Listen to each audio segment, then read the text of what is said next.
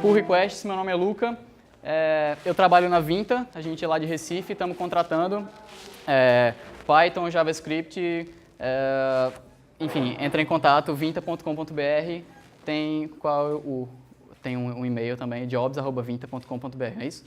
Pronto. Então vamos lá, vou começar. Como eu falei, eu sou um full stack developer lá na Vinta. Meu trabalho atualmente é com Django e React, eu tenho um mestrado em ciência da computação, mas ninguém liga para nada disso, né? A gente coloca só por padrão.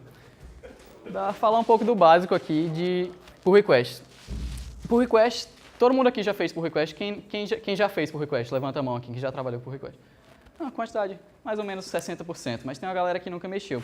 Então, pull request é basicamente você fazer uma alteração no código e subir para a pessoa que é dona de um repositório revisar e aí aceitar ou não aquela modificação no repositório dela, no código dela, né? no produto dela.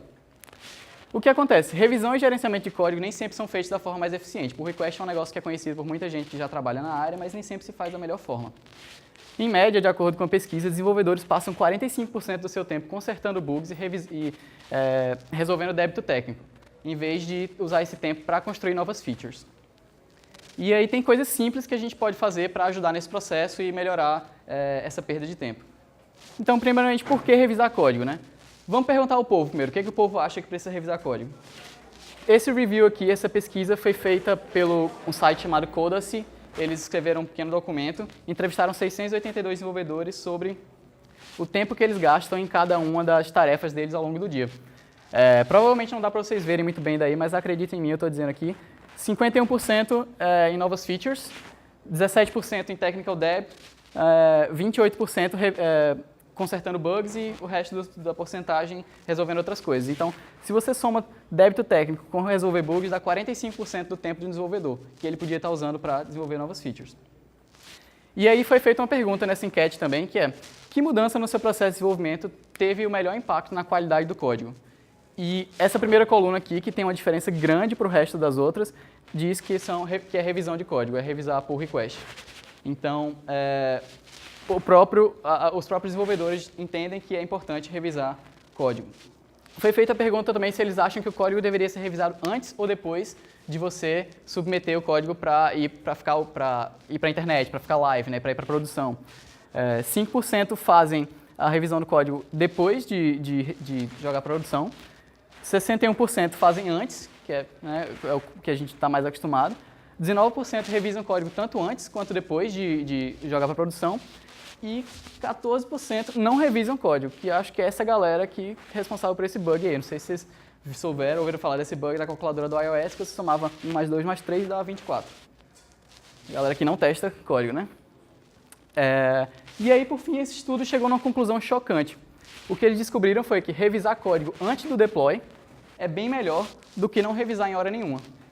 Realmente, a gente fica de boca aberta, né, que eles descobriram que é bom revisar código. Mas, fora isso, eles descobriram que revisar tanto antes quanto depois do deploy é menos eficiente do que revisar só antes. Então, porque o que acontece? Normalmente, quando você tem uma política de revisar antes e depois do deploy, você se garante, você fica pensando, eu não preciso ser tão sabe, detalhista aqui nessa revisão, porque depois do deploy vai ter outra revisão, e acaba que a revisão perde qualidade. Revisar antes e depois teve o mesmo desempenho de revisar só depois do deploy. Vou falar um pouco dos erros mais comuns. Como eu falei, eu estou correndo um pouco, desculpa aí, mas é a necessidade. Os erros mais comuns. Um dos erros mais comuns é a galera pensar, revisar código é um saco. Tá, pode não ser uma das melhores maravilhas do mundo, a coisa mais divertida que existe, mas tem alguns pontos positivos. Por exemplo, você está sendo pago para aprender. Porque quando você está revisando código, você está aprendendo sobre novas bibliotecas, novas formas de resolver problemas, de repente uma feature da linguagem que você não conhecia, e você está lá lendo o código de alguém e aprende que pode fazer desse jeito ou daquele. Então, você está sendo pago para aprender. Outro erro comum é dizer que nunca revisar código. Então, lembre-se sempre daquela pesquisa que eu mostrei, de acordo com os próprios desenvolvedores, revisar código, mesmo que só um pouquinho, ainda é melhor do que revisar em hora nenhuma.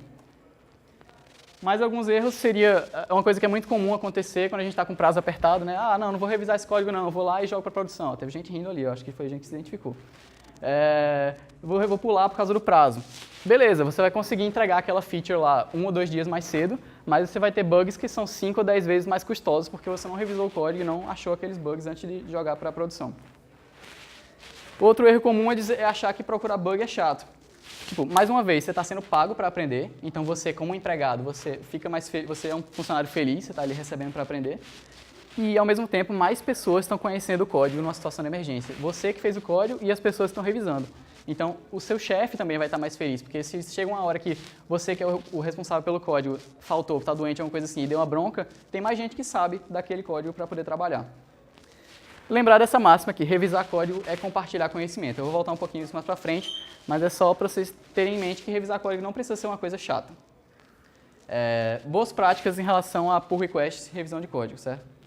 A utilização de pull request templates. Pull request templates são basicamente, né, formatos pré-definidos, templates que você usa para as pessoas, quando elas forem criar pull request para o seu repositório, elas preencherem uma série de informações lá. Por que isso?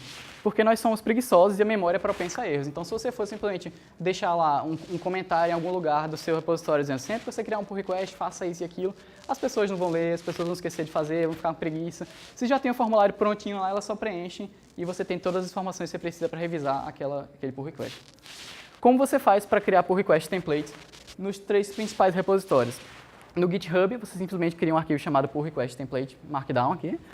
No GitLab, você vai criar um arquivo Markdown com qualquer nome dentro de .gitlab/mergeRequestTemplate.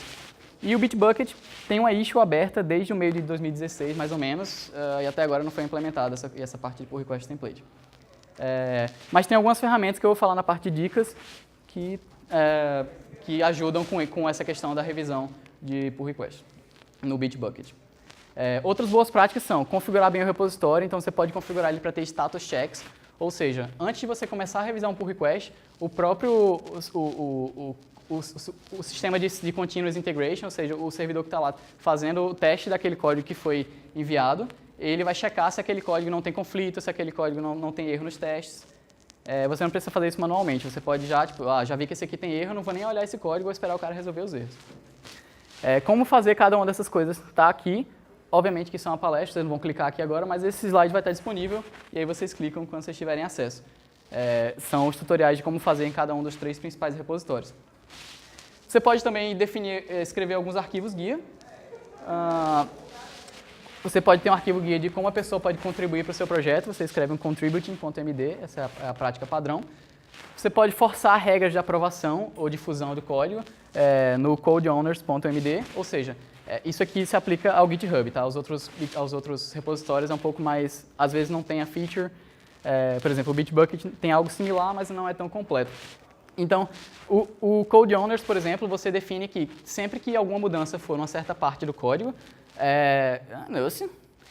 tá, beleza. Sempre que a revisão for numa parte do código, você vai ter que ter a aprovação da pessoa X ou Y para poder ela ser aceita. O GitLab também tem uma issue aberta pedindo isso, mas ainda não foi feito.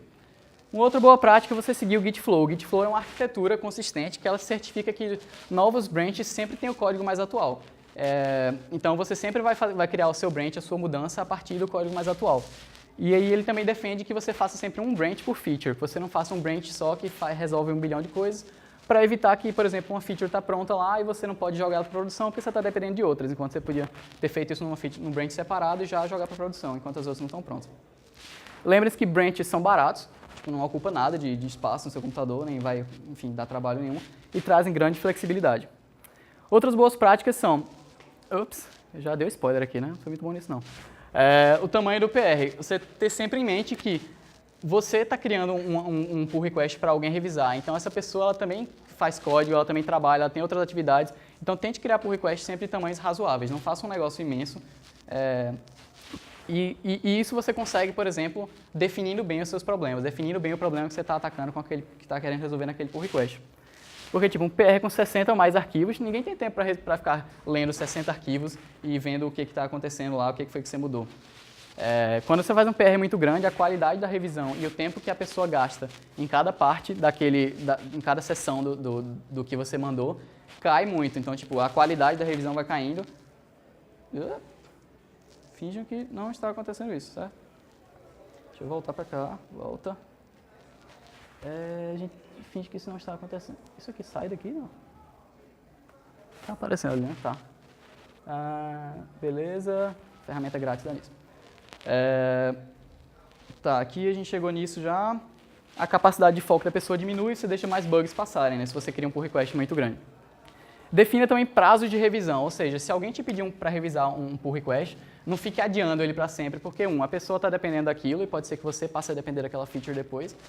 E 2, e assim, é que nem revisar pull request é que nem roupa suja ou louça na pia, tipo, se você chega lá e a pia tá limpinha e você vai botar um prato sujo, você fica pensando, porra, mas a pia tá limpa, né? Eu não vou largar esse prato sujo aqui, vou lavar. Agora, se você chega e já tem uma pilha de pratos, mais um prato, qual é a diferença, né? Então, tente deixar sempre a sua fila de pull request, você tem que revisar vazia para você nunca ter essa sensação de roupa suja para lavar. Crie um hábito, por exemplo, alguns minutos por dia que você dedica, sei lá, meia hora por dia, 40 minutos por dia, eu vou dedicar só a revisar pull request. Não vai comer tanto do seu tempo, é uma atividade que te faz sair um pouco daquela coisa de estar tão concentrado pensando em código e você, enfim, resolve o problema dos outros, né? E por sinal, se você aplica essa máxima de fazer PRs com um tamanho razoável, ou seja, não fazer um negócio imenso de 40, 50, 60 arquivos, não deve levar mais do que alguns minutos para alguém revisar. Outra prática legal é você definir um dia da semana para esvaziar a fila. Então, tipo, chegou na quarta-feira, você ainda tem pull request para revisar, revisa tudo naquele dia. Você pode não fazer mais nada, mas tem que entregar aqueles pull requests. Você define aquilo como uma meta para limpar a sua fila. Tenha mensagens de commit claras quando você estiver commitando os seus pull requests. Às vezes a gente não faz por falta de tempo, ou porque o contexto ainda está muito fresco na cabeça da gente, e a gente, não, vou colocar isso aqui, que isso aqui está fácil de entender. E quando você for olhar daqui a 2, 3 meses, você vai lembrar daquilo sem contexto? Facilita a leitura dos logs, então saber exatamente se você quer voltar para um commit específico. Então faça mensagens de commit claras. Ainda nesse tópico de commit clara, evite jogar uma mensagem tipo, isso aqui consertar problema, resolver problema X. Explique realmente como você fez aquilo, não só o que você fez naquele commit. Porque a pessoa que vai olhar depois, ela tem que saber onde procurar. Se você só falou, resolvi problema X, a pessoa não sabe como você resolveu, onde ela pode procurar. Não tenha medo de usar os parágrafos abaixo. Quando você está digitando uma mensagem de commit, a gente está muito acostumado a digitar só o resumo, que é uma linhazinha assim de, sei lá, 80 caracteres, e esquece que você pode botar outros parágrafos embaixo explicando mais coisa. Pense sobre a DX, né? A gente tem a UX, a User Experience, então vamos pensar um pouco da Developer Experience. Quem vai pegar aquele código depois para ler? Outra boa prática é a questão de feedback positivo versus negativo. Lembre-se sempre que tem um ser humano do outro lado da revisão desse código. Então você não está simplesmente botando um comentário lá no pull request para um robô ou uma máquina. Tem outra pessoa que vai ler aquilo, pode ficar ofendida. Você tem que lembrar que se você recebesse aquele comentário, talvez você não gostasse. Eu botei o Linus Torvalds aqui porque eu não sei se algumas pessoas conhecem, não vai dar para dar o exemplo, mas ele tem um comentário de um pull request que alguém submeteu para o Linux um tempo atrás, que ficou bem famoso porque ele só faltou xingar a mãe do cara. Então, não façam isso. Dar feedback positivo não significa concordar sempre, significa só você não ser agressivo com a pessoa. Facilita o fluxo de comunicação. As pessoas tendem a ceder com mais facilidade suas sugestões e se sentem mais seguras para sugerir ideias. Então, você falha mais rápido, que é um princípio legal. Você falha rápido, você não passa muito tempo naquela ideia que é uma ideia errada. Você consegue sugerir logo e testar e ver, prototipar. E perpetua o comportamento positivo, né? A gente tem papéis diferentes no pull request. A gente tem o papel do autor e do revisor. Como autor, é importante que você descreva o problema, você não só aponte, o problema é esse ticket aqui, esse card aqui. Dá uma descrição breve lá, um parágrafozinho dizendo, foi para resolver isso aqui que o usuário clicava e não funcionava. Só para o revisor não ter que caçar o problema, porque pode ser até que o cara entenda errado qual é o problema e ache que você fez errado o pull request. E como revisor, faça perguntas, não dê ordem. Você chega lá numa coisa que você achou meio estranha, em vez de você botar conserte isso, bota uma pergunta tipo, isso aqui não deveria ser de tal forma? Enfim, ao invés de dizer por que essa variável não faz nada, você pode dizer, então, eu vi que essa variável não está sendo usada, será que não é melhor tirar ela, não faz sentido remover? Lembre-se que você não é um linter, ou seja, você não é uma ferramenta automática de correção de erros para dar ordens. E nem você está falando com um assistente virtual, você é um ser humano conversando com outro ser humano. Então, lembre-se que você gostaria de ser tratado de uma forma legal também. Outras boas práticas são um mínimo de X aprovações, dependendo do tamanho da equipe. Então, você só aceita um pull request quando ele tiver no mínimo X aprovações. E aí evita casos de eu reviso o teu, tu revisa o meu. Porque eu já tive um exemplo nesse sentido. Eu trabalhava numa equipe que tinha um pedaço que era na Índia e a gente era no Brasil. E o que acontecia é que os caras da Índia revisavam os próprios pull requests, aceitavam as próprias mudanças de código. E tem um companheiro aqui que trabalhou comigo. E rolava muito bug porque os caras não faziam a revisão correta, não passavam por todo mundo. E criava uma sensação de... quebrava a união do time, porque era meio que a panelinha de lá e a panelinha daqui. Tem outra boa prática, é certificar que pelo menos... Aliás, desculpa. Você ter um mínimo de X aprovações significa que você vai ter pelo menos X mais uma pessoas que conhecem esse código. Você que criou o pull request e as pessoas que revisaram. A Atlassian dá uma dica que, enfim, do número de revisores, mas blá blá.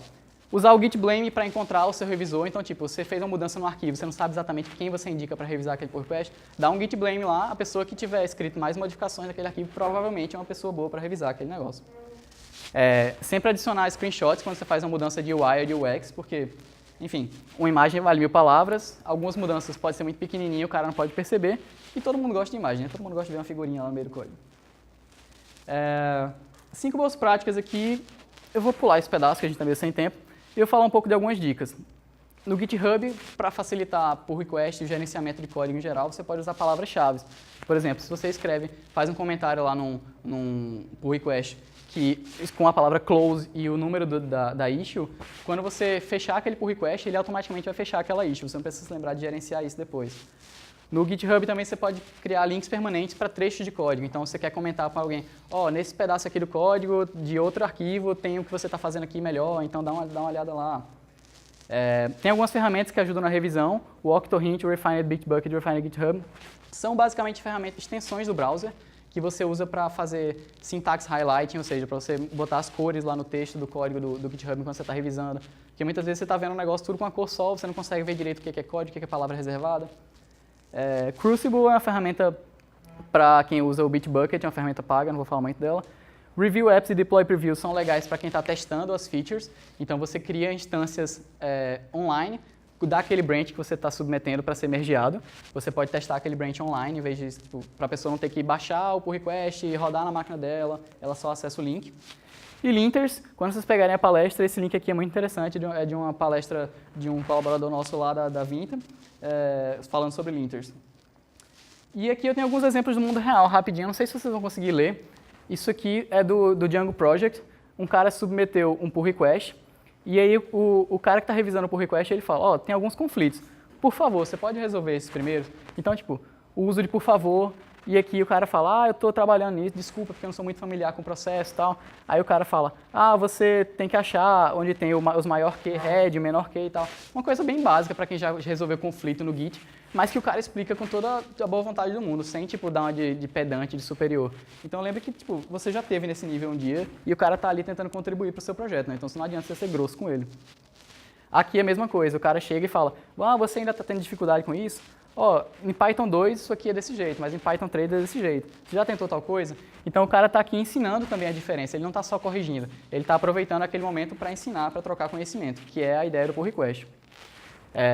Aqui, mais uma vez, o cara está educadamente pedindo ao usuário que cheque os protocolos de como submeter pull request. O cara submeteu no formato errado, não tinha provavelmente um pull request template aqui, já está errado, e o cara submeteu de outro jeito e ele falou, faz do jeito certo aqui, dá uma lida nisso aqui, mas, de qualquer forma, o cara foi de boa, foi tranquilo, não foi grosso.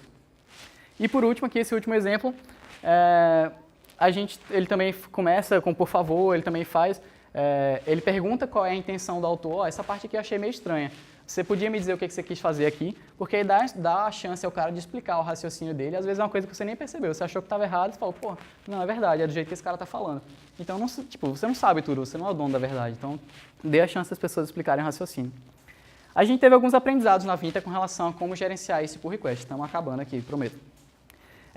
Avise no Slack, tanto quando você criou um pull request novo, quanto quando você terminou de revisar o pull request, avise a pessoa que já está disponível para ela, que ela tem que interagir com aquilo, porque às vezes você está se confiando em notificação de e-mail, notificação de repositório, e a pessoa não olha e-mail o tempo todo, mas o Slack sobe a notificação, o Slack fica a bolinha lá, é bem mais rápido. Outra coisa que é muito interessante é sempre que você for revisar um pull request, primeiro você testa a feature, você baixa o branch e testa ela funcionalmente. Se ela estiver funcionando, você revisa o código. Porque se a feature não estiver nem funcionando, quando você vai como um usuário mesmo, não adianta você revisar o código, porque o código vai mudar. A pessoa vai ter que consertar a feature, fazer ela funcionar, para o código mudar. E aí, de novo, o princípio do fail fast, né? Fale rápido. A gente teve algumas lições aprendidas aqui na Vinta que não vale muito a pena falar, não. E por fim, para finalizar, só mais uma coisinha aqui. A gente preparou uma checklist para vocês de pull request, de como gerenciar e melhorar o gerenciamento de código de vocês. Ela é totalmente grátis, livre para usar. Código aberto, então quem quiser contribuir com mais itens lá na checklist é só chegar lá e submeter um pull request. E está nesse endereço aqui, pullrequests, no plural, .devchecklists.com. Nesse endereço devchecklists.com vocês vão encontrar um outro checklist bem interessante lá, mas o foco dessa palestra são os pull requests. E é isso aí, palestra relâmpago.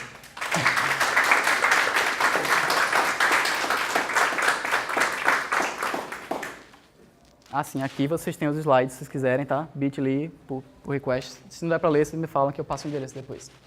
E é isso aí, valeu. Alguma pergunta, alguma coisa? Não sei se deu para absorver tudo também, falar muito rápido. Tudo de boa? Massa, galera esperta.